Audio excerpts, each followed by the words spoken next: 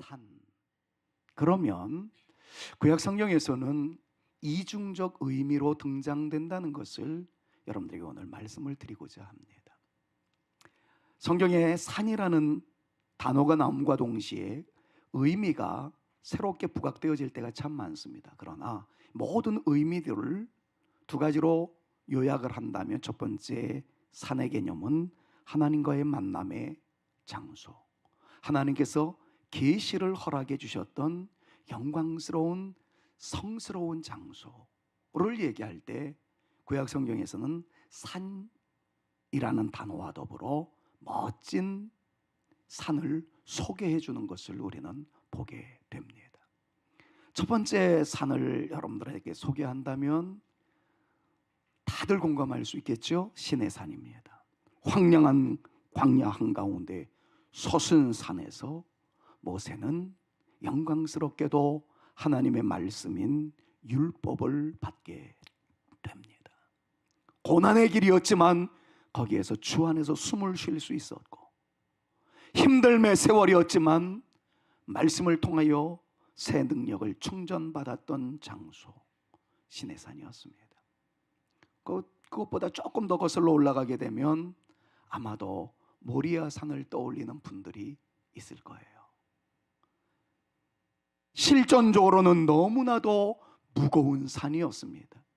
왜냐하면 저 멀리 보이는 산봉우리와 더불어 아브라함의 마음이 굉장히 다급할 수밖에 없었고 불안할 수밖에 없었던 것은 저 산만 도달하게 되면 내 아들은 죽는다. 왜냐하면 하나님께서 독자 이삭을 바치라고 한 산이었기 때문에 그렇죠. 이삭이 묻습니다. 태울 불과 자기 불살라 활활 타오르게 만드는 나무는 있는데 드릴 양이 없네요. 아브라함이 멋지게 하나님께서 준비하시겠지라는 멋스러운 말을 남겼습니다마는 그 속이야 얼마나 힘들었겠습니까? 가까워질수록 내 아들 바쳐야 된다라는 심리적 압박감이 크게 그의 행동을 자유스럽게 하지 못했을 것입니다.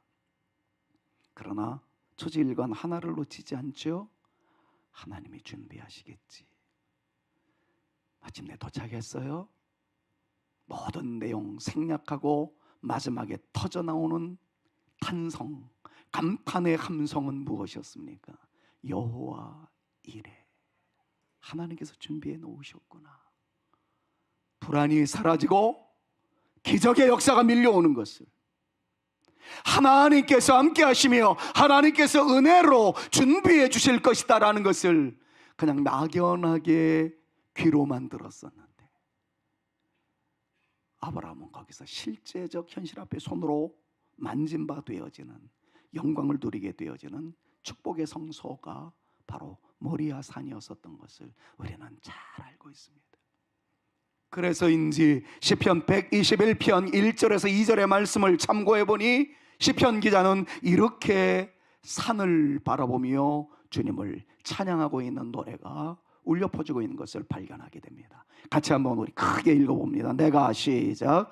내가 산을 향하여 눈을 들리라. 나의 도움이 어디서 올까? 나의 도움은 천지를 지으신 여호와에게서로다. 아멘. 자, 옆에 있는 분들이랑 축복합니다. 하나님의 도움의 손이 오늘도 당신과 함께 하실 것입니다. 축복합니다. 하나님의 도우심의 손이 당신에게 오늘도 함께 하실 것입니다. 그렇습니다. 산은 하나님을 만나는 장소였다는 것을 머릿속 한 구석에 일단 저장해 놓으십시오. 그리고 다른 말씀을 좀 증거하려고 합니다. 그러나 일상적인 차원에서 산이라고 하면 구약 성경뿐만 아니라 현대 히브리 문화, 지금도 이스라엘을 살아가고 있는 유대인들의 관점에서 놓고 보았을 때는 대부분이 부정적입니다. 거대한 시련과 장애물, 해결하기 어려운 걱정거리, 이로 말미암아 직면할 수밖에 없는 인간의 한계, 이 모든 것들을 가르쳐서 성경에서는 산이라고 표현해 놓는 것을 많이 보게 됩니다. 그래서 현대 유대인들의 관용 어구, 일상적으로 사용되는 표현에서도 산을 옮기다라는 표현을 지금도 사용하고 있는데, 그것은 불가능해 보이는 시련을 믿음과 노력으로 극복해낸다라는 의미로 산을 옮기는 능력이 당신에게 있기를 바래요 라는 식으로 지금도 인사를 하고 있는 것을 보게 됩니다. 자, 그럼 우리도 한번 해보자고요. 옆에 있는 분들이랑.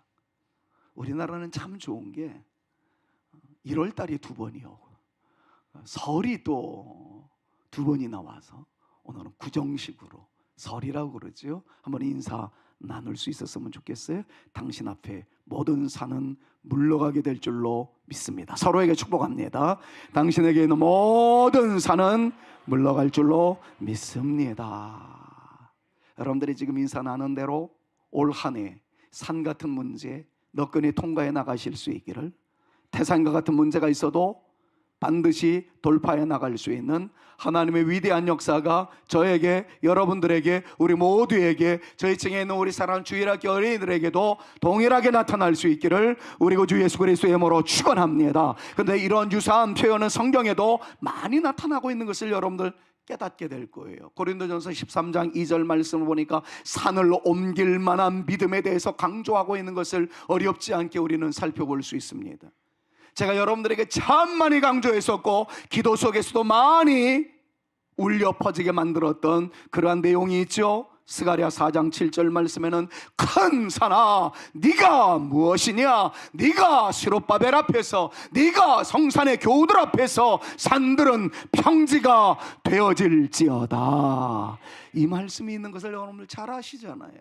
여기서 말하는 큰 산이라는 것은 관악산, 남산 같은 그런 산이 아니라 넘어가기 버거운, 드리워진 인생의 모든 고통, 이런 것들을 의미한다는 것쯤은 우리는 다 알고 있습니다. 예수님께서도 동일하게 같은 의미로 산에 대해서 이렇게 말씀하셨던 것을 여러분 복음서를 통해서 많이 보셨을 거예요. 마가복음 11장 23절, 마태복음 21장 21절 말씀을 보니까 이렇게 표현을 하시죠. 우리 같이 한번 읽습니다. 누구든지 시작. 누구든지 이 산더러 들려 바다에 던지오라 하고 믿음으로 기도하면 역사가 나타날 것이다 라는 그 말씀을 허락하셨잖아요. 여기서 말하는 산은 관악산이 저 한강에 던져질지어다, 이런 기도라는 것 아니라는 것쯤은 우리는 상식적으로도 알고 있습니다. 내 인생의 문제가, 우리 가정의 곤고함이 저 산 같은 크기로 우리 가운데 드리워진다 할지라도 믿음으로 구하면 산 같은 사이즈의 문제도 해결의 감동을 누리게 될 것이다 하는 주님의 음성임을 우리는 너무나도 잘 알고 있습니다. 우리 장로님들 정말 강단 기도가 얼마나 은혜가 되는지 그때마다 감동을 받는데, 오늘 기도 올리신 박종원 장로님 전공이 국문과세요. 그래서 그런지 참 귀에 이렇게 들려오는 게 시적 감수성을 누구를 닮았는지 모르겠는데 시편에 있는 내용과 더불어 하나님의 통치를 기대하면서 저는 그 기도가 나올 때 막 여기서 아멘이 막 엄청나게 울려 퍼졌어요. 여호와는 나의 목자시니 내게 부족함이 없으리로다. 그가 나를 푸른 풀밭에 누이시며, 요 말씀을 인용하면서 하나님 우리 가정이 푸른 풀밭이 되어지게 하심을 감사하오며, 우리 교회가 쉴 만한 물가가 되게 하심을 감사하오며, 야 멋지게 그걸 적용시키는데 나도 써먹어야지 그런 생각을 했어요. 우리나라가 하나님의 통치를 받는 영광스러운 나라가 되게 하여 주옵소서. 여러분 정말 우리의 간절한 기도의 제목이 되어져야 할 줄로 믿습니다. 올 한 해 여러분들의 가정이 푸른 풀밭이 되어지기를, 우리의 사랑하는 성산교회가 쉴 만한 물가가 되어질 수 있기를, 여러분들이 머무는 그곳마다 하나님의 통치가 강력하게 나타나서 산들은 무너지고 우리 앞에 시온의 대로가 열려짐의 축복을 누리며 살아가는 저와 여러분, 우리 모두가 되어질 수 있기를 우리 구주 예수 그리스도의 이름으로 축원합니다. 자, 그런데 산이 덩그러니 하나만 남아있다면 그건 산이라고 그러지 않아요. 오름이라고 그러죠. 네, 산 그러면 중첩적으로 나와 있는 것을 의미합니다. 산과 산. 그런데 여러분들 기억하십시오. 산과 산이 중첩적으로 나오면 반드시 패여 있는 골짜기가 드리워진다는 것을 우리 너무나도 익숙하게 잘 알고 있습니다. 성경에서는 골짜기에 대해서 너무나도 여러분들 익숙하게 잘 아시는 시편 23편 말씀을 보니까 그 골짜기를 죽음과 관련되어 있는 골짜기로, 사망의 음침한 골짜기로 소개하고 있는 것을 우리 너무나도 잘 압니다. 여러분들의 인생 행로에 항상 무지개 영롱한 평탄대로가 펼쳐지고 시온의 대로가 활짝 열려지는 영광의 삶이 드리워지면 얼마나 좋겠습니까? 많은 가다가 보니까 이 산 만나게 돼요, 저 산 만나게 돼요. 좀 돌아서 가보려니 산과 산의 만남 속에서 패여있는 골짜기에 어려움들이 우리 가운데 있다는 것을 부정할 수가 없습니다. 근데 골짜기는 사실 산의 위협보다 더 힘든 곳이라고 많은 학자들이 이야기를 해요. 왜냐하면 골짜기는 고립과 단절이 드리워질 수 있기 때문에 그래요. 예측 불허의 위험이 있을 수 있습니다. 불어오는 돌풍에 의해서 우리 모든 이성이 통제불능의 상황에 이를 수도 있다는 거죠. 골짜기에는 벤츄리 효과라는 것이 있답니다.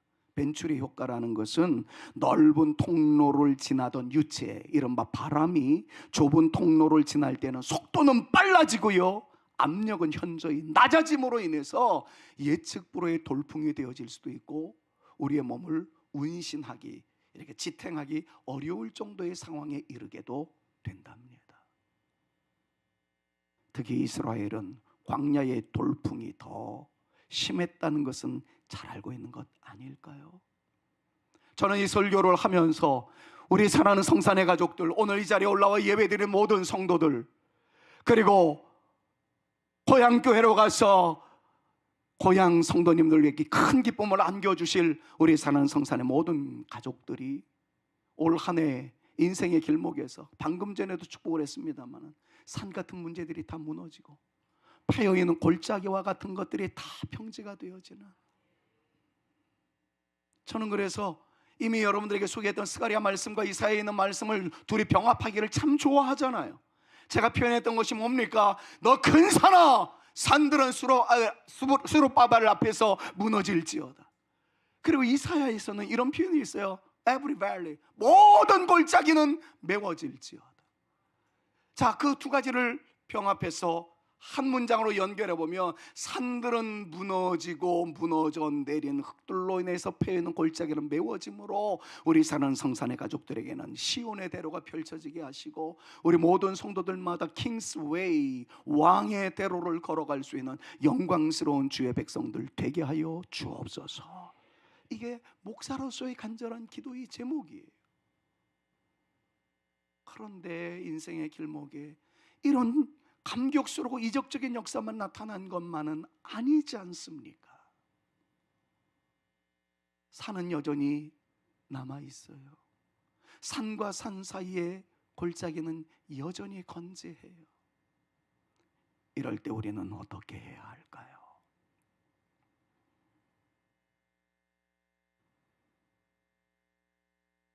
오늘 본문 말씀은 이렇게 강조합니다.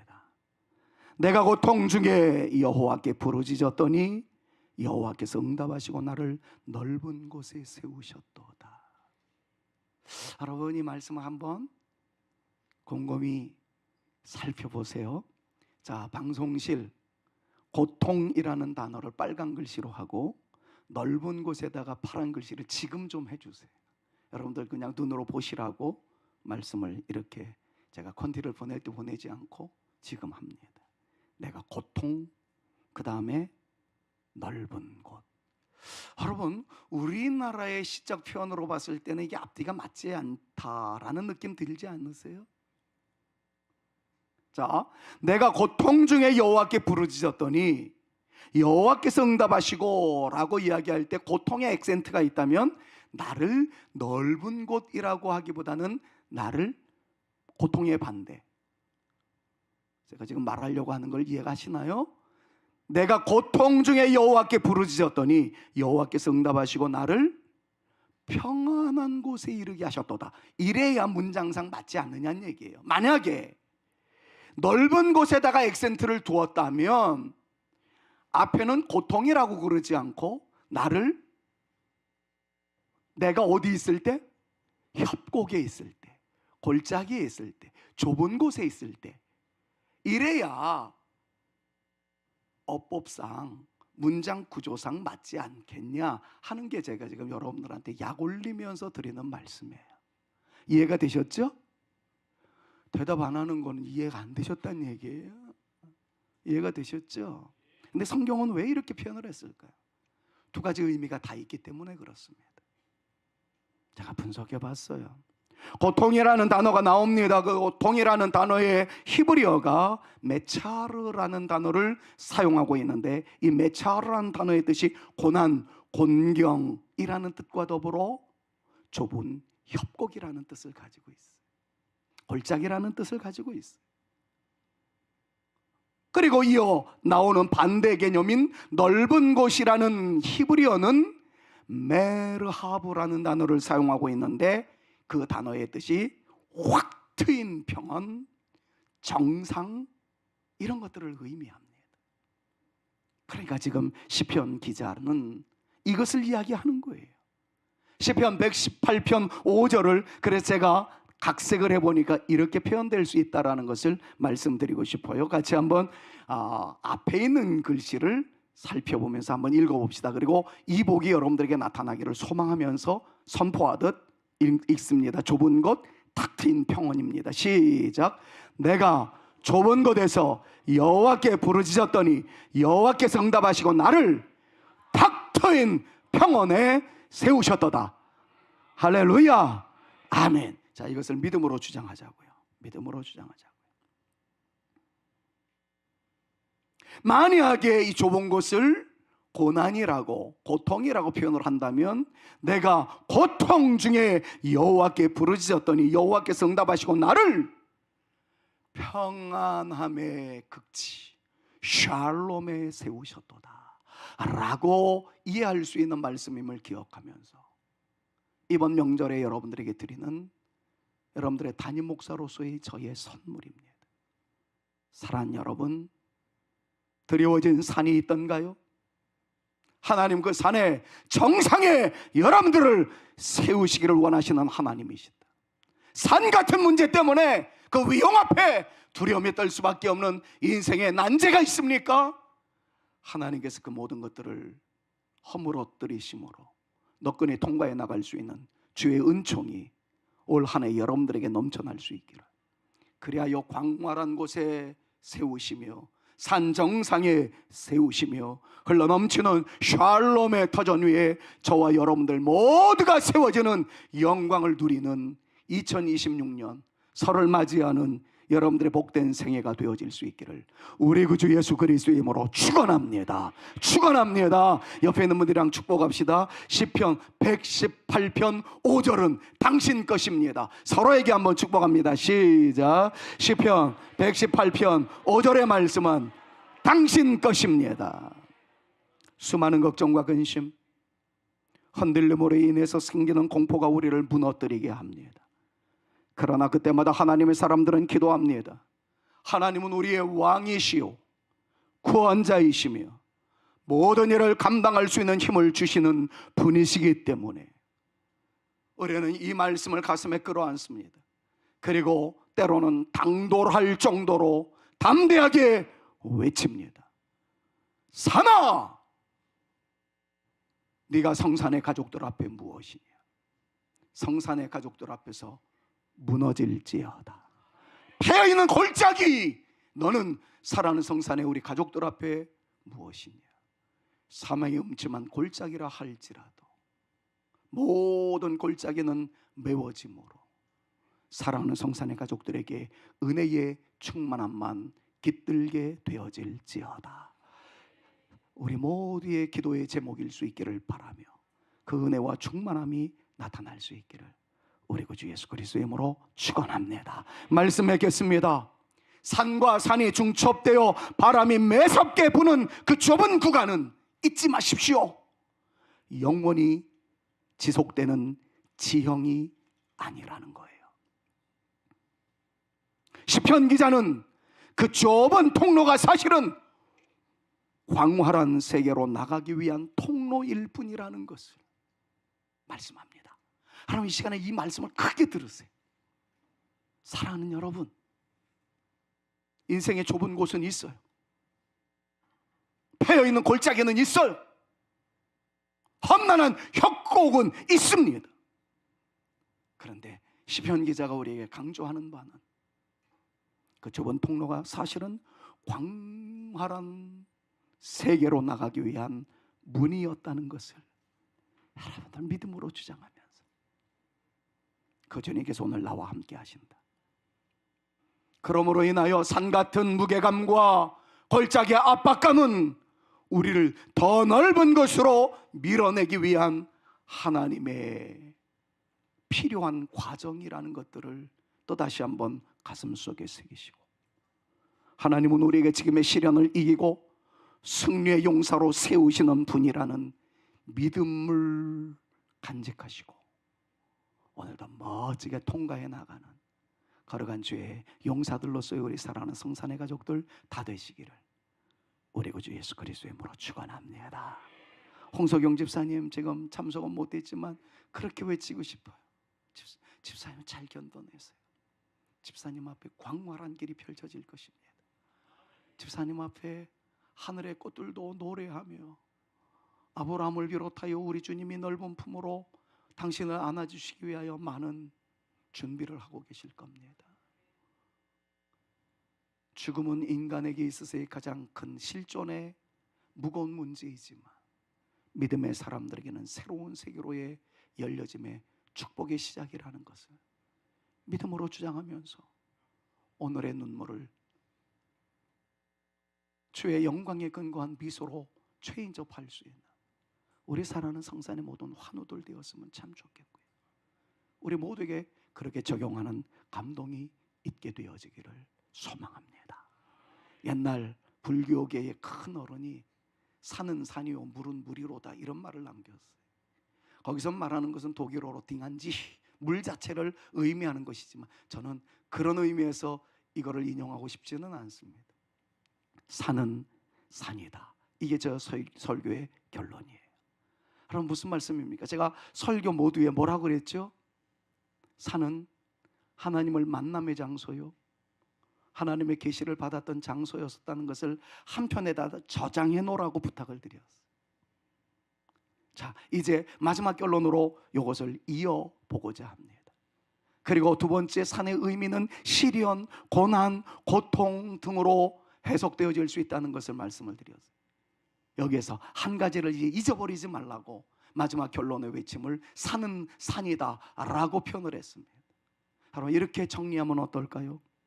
여러분들에게 드리워진 시련의 산, 고난의 산, 고통의 산, 이것이 없기를 간절히 소망하지만 인생의 길목에 피할 수 없는 실제요, 만나야만 하는 실존의 문제라고 한다면 시련, 고난, 고통의 산은 더 이상 우리를 짓눌러버리고 우리로 하여금 절망케 하는 산이 아니라 그 순간이 바로 하나님을 만나는 거룩한 산의 현실이다 라는 것으로 기억하면서 여러분들의 눈물이 변하여 주님을 만나는 영광의 장소가 되어질 수 있기를, 여러분들의 고통의 순간에 하나님을 만나 다시 한번 일어나 멋지게 전진해 나갈 수 있는 영광의 장소가 되어질 수 있기를 우리 구주 예수 그리스도의 이름으로 축원합니다.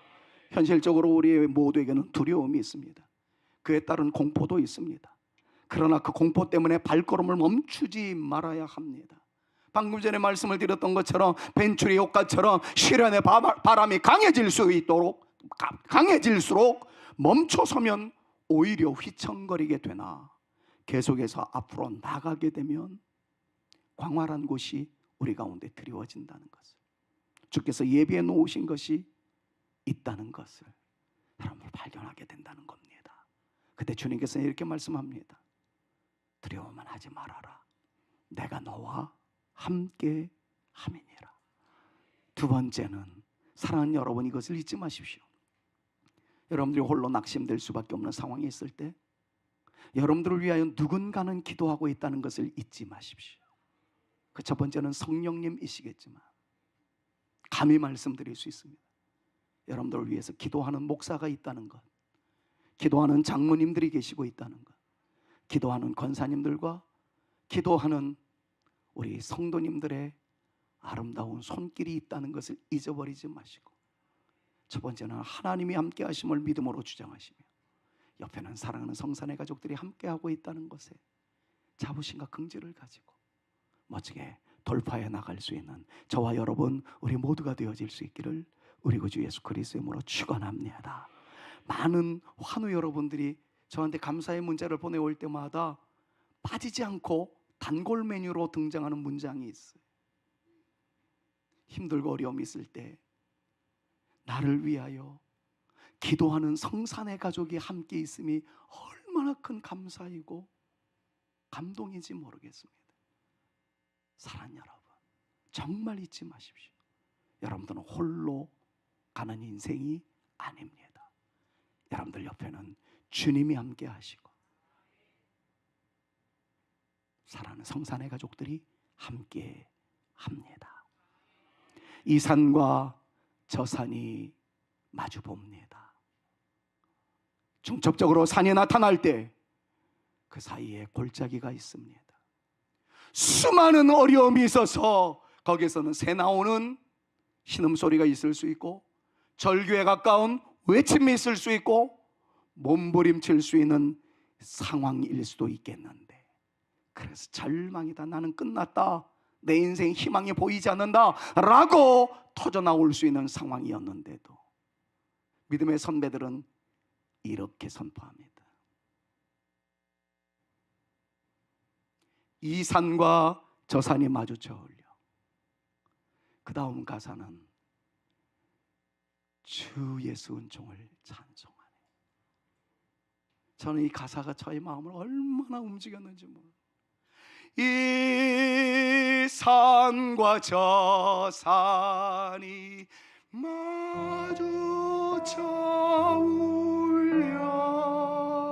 그 다음에요, 주 예수 종을 찬송하네. 여러분, 이 찬송을 부를 때마다 이 산과 저 산이 마주쳐 있고 울려 나오는 것은 절망일 수밖에 없을 때에도 우리의 고백은 이 산과 저 산이 마주쳐 울려 주 예수 은총을 찬양. 여러분, 이런 감격의 역사가 저와 여러분들의 인생에 나타날 수 있기를 우리 구주 예수 그리스도의 이름으로 축원합니다.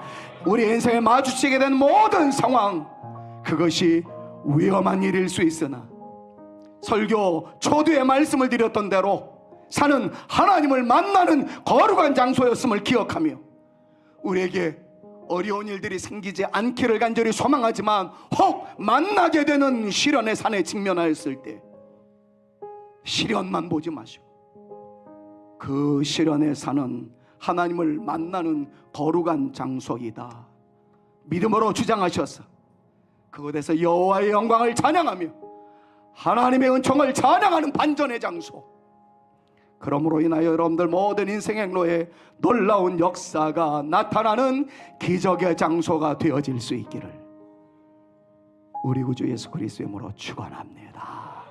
옆에 있는 분들이랑요, 당신의 모든 산은 기적의 장소가 될 것입니다. 서로에게 한번 축복합니다. 당신의 모든 산은 기적의 장소가 되어질 것입니다. 믿음으로 주장하며 마지막으로 우리 찬양으로 영광 돌립시다. 여러분들의 인생 행로에 시온의 영광이 빛날 수 있기를, 어둡던 이 땅이 밝아올 수 있기를, 슬픔과의 통이 기쁨이 되어질 수 있기를요, 시온의 영광이 비춰오는. 그리고 1절 부르고 난 이후에 3절을 부를 거예요.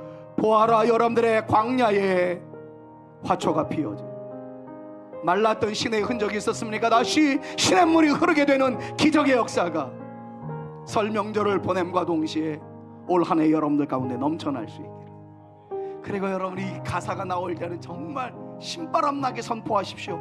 이 산과 저 산이 마주쳐 울릴 때 거기서 어떤 사람들의 신음의 소리, 낙심의 탄식, 절망의 외침이 터져 나온다 할지라도 내 인생의 이 산과 저 산 사이에서는 주의 은총을 찬양하는 아름다운 역사가 나타나게 되기를 소망합니다. 이 믿음으로 3절을 찬양할 수 있었으면 좋겠어요. 지금은 전쟁 선포입니다. 산아 올레면 와라. 이 산과 저 산이 마주쳐 올려 나는 주 예수 은총을 찬양할 것이다 하는 이런 믿음을 가지고 1절 올리고 난 다음에 3절을 부를 때는 다 일어나십시오. 그리고 영적인 전쟁을 선포하는 거예요. 이번 명절에 주의 은혜가 우리 가운데 넘쳐나기를. 오늘 이후로 우리 인생에 산 같은 문제가 있다고 할지라도 전혀 두려워하지 않겠습니다. 이 산과 저 산이 오히려 마주쳐 울리기를 주 예수 은총을 찬양하는 감격스러운 내 인생이 되어줘 보겠나이다. 그런 믿음으로 선포하며 이 찬양으로 영적인 전쟁을 선포할 수 있었으면 좋겠어요. 시온의 영광이 빛나는 아침입니다. 시온의 영광이 빛나는 아침, 어둡던 이 땅이 밝아오네. 슬픔과 애통이 믿음으로 선포합시다.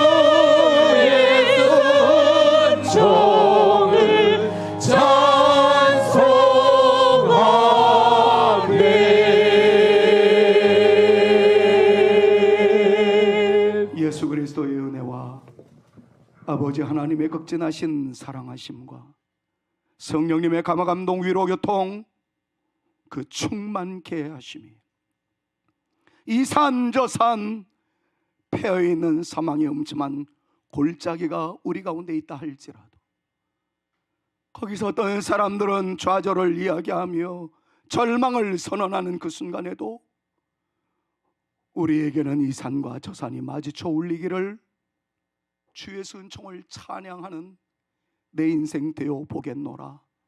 찬양으로 영광 올려드리며 믿음으로 주장해 나가는 우리 사랑하는 성산의 모든 성도님들 머리 위에 저들의 생애 위에 그리고 명절을 맞이하여 우리 안에 있는 예수 그리스도의 사랑을 그 누군가에게 전달하고자 하는 거룩한 열정이 외와 만나는 모든 사람들 위에 조국 대한민국 위에와 우리 사랑하는 성산교회 위에 이제로부터 영원토록 함께 있을지어다.